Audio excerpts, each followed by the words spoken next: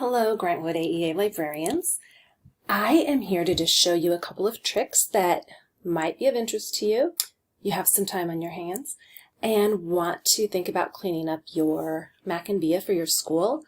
I know when I was in a school, I didn't know I had this option. So things have changed right now with schools being closed and more schools going one-to-one.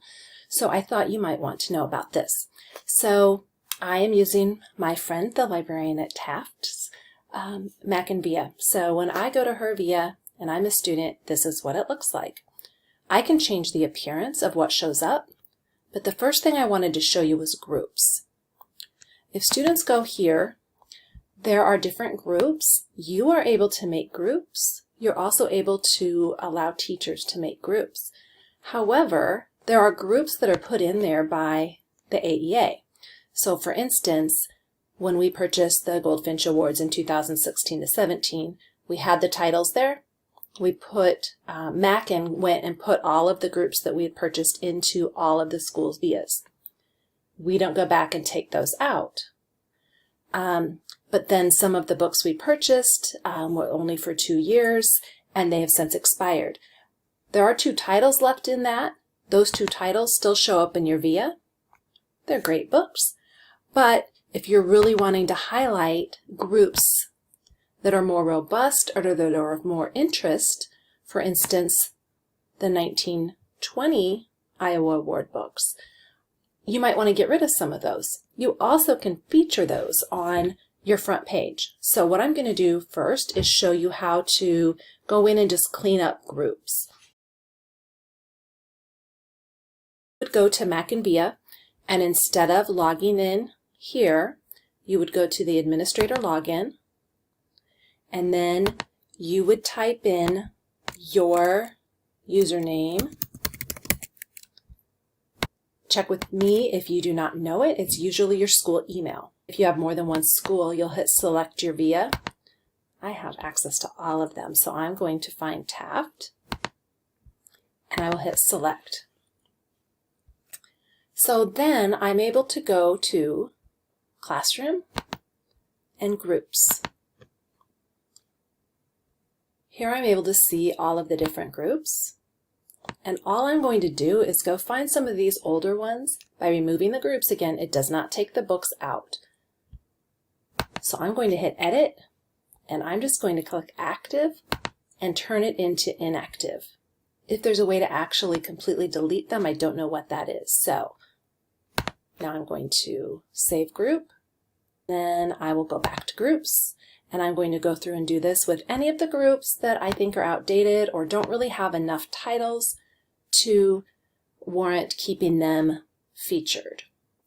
Hit Edit, change it to Inactive by clicking Active, and then make sure you save. I've went through and done a whole bunch before and not hit saved, and so nothing had changed. Then you go back to groups and continue to repeat. Here are another few groups that I would recommend you might want to remove just because they were created and not updated. So a group called Fiction that was made in 2015. I would recommend getting rid of that one because there's a lot more fiction that's been added since then. I would also go down and do any of these that are just the non-dated award books because that was the first year apparently that this was done, and so it just doesn't have the year on it. Okay, so I've removed all of the extra groups that I would recommend removing. And just to let you know, there are these science groups that have been added to all of your VIAs, middle school and elementary level. And they are groups of books that the Iowa AEAs purchased and then additional ones I purchased, working with the Department of Ed, finding resources that aligned with each of the science standards. So if I go back to the regular VIA, I'm going to hit refresh because it's going to look a lot more like a clean bookshelf with more relevant titles. You'll see here the different groups. So here is Science, Earth Science number 2. And in here are all the different books that deal with that standard. So if teachers are looking for content, they can then use these and throw them into their assignments. It's just kind of a nice useful tool for teachers. The next thing I'd like to show you is how to spiffy up your home landing page. You might be getting more visits. To do that, you go back to your administrative panel. What I'm going to do is click on Homepage. And here, right now, you'll see it looks a lot like it, that the newest and highest rated top resources and Dogo News are the ones that are featured. You can change how many of the newest books you want to show. Maybe you want it to be all your newest books and you set it to 24. Highest rated, if you don't have kiddos rating the books, I probably wouldn't put that up. Top resources, that's going to be based on usage, and so there's a lot of things that go into that. You could use that. You can create a carousel, and the carousel can be, let's just make it be the, let's not do, since it's middle school, I'm going to do the 1920 Iowa Teen Award books, and I'm going to hit Add.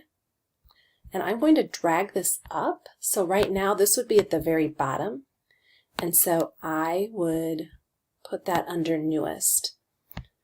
This does down below explain what those different categories show. I'm going to go back to the VIA as if I were a patron, and I'm going to hit refresh. So I went back here, and by using my reading skills, which are handy to have as a librarian, changes to the home page will display to patrons within 5 minutes. So that is why it didn't show yet. Just in case you get anxious like I was, I will come back in 5 minutes. I decided to listen to an audiobook while I waited. This is a diverse title called Dancing Hands, about a young lady presents who played the piano for Abraham Lincoln. Okay, and what do you know? I hit refresh on MackinVIA, and there it is. I'm not quite sure why the Backfield Boys doesn't have a cover. That's something you could go in and fix if you wanted to have a cover. But now if students were to come to this, they would see the newest books first. They can look at more. That's where if you adjust your carousel size, you will see, and then go from there. Top resources, I didn't remove that, and Dogo News. You may or may not want that. So those are just a few things that you might want to think about doing if you're wondering, what can I do right now during this time when I'm shut down? Maybe you never want to do it, so that's fine too. Feel free to just ignore.